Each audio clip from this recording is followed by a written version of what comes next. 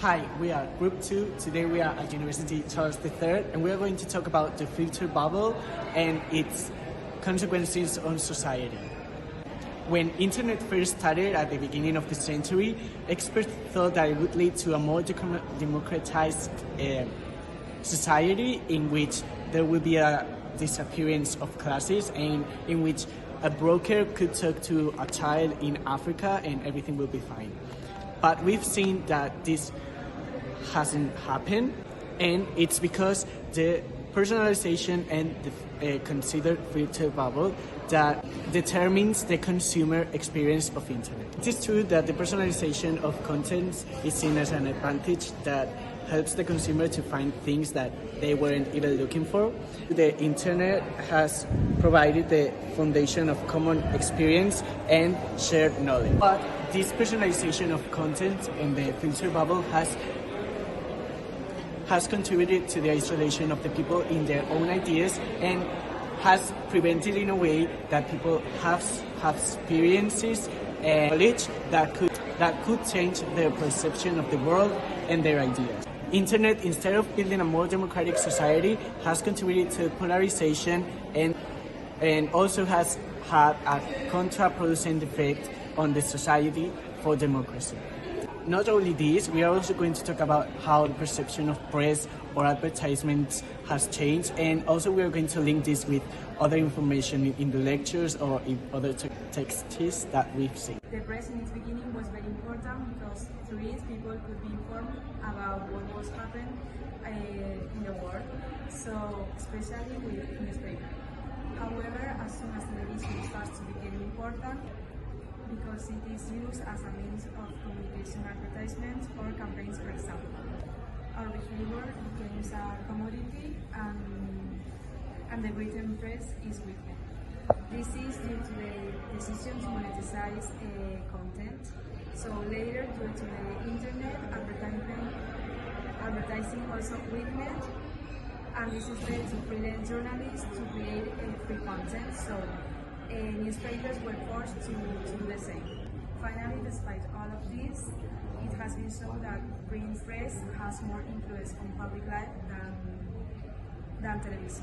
Public opinion is the collective opinion to a specific topic to the society. However, public opinion has not always existed. The growth of the social opinion was caused by the emergence of social problems. The newspaper gave the possibility to share a large number of ideas to a very big audience with anonymous readers. This caused that, for example, a lot of workers, like scientists, took advantage to, for example, show their thesis. After all, the way the news are represented can change the message that it is transmitted. Now we are going to talk about the relation of this text with the last classes and the hypotheses that we have seen, such as agenda setting hypothesis and uses and clarification theory. Now we are going to talk about the agenda setting hypothesis, which is the creation of public opinion from media coverage of highly relevant topics. Setting an agenda describes how the media tries to influence other viewers. Likewise, they establish a hierarchy of the prevalence of the news. And it is said that people will talk about an issue if it appears on the media, and they give more importance of this news or information. And also in the text, the quote says that you are getting a free service and the cost is information about you. And also this idea has relation with the last class hypothesis and the idea of powerful manipulation and control of the media. And what do people do with media? And in relation to the uses and gratification theory, it investigates how media are used by people to gratify their needs. And also the text quote that the future of the web is about personalization and now the web is about us. And it's so things that we consider interesting according to our needs and desires. And finally, this is also significant because we have always consumed media that appeal to our interests and avocations. 1920, Lippmann states that decreases in Western democracy is increases in journalism. In fact, politics and press are linked, and we can see a radical example of this when, at the outbreak of the First World War, the press begins to make propaganda to help the government. In his book Public Opinion, Lippmann wonders what propaganda is, if not the effort to change the images to which individuals react. In other words, we can say that we change one social model for another.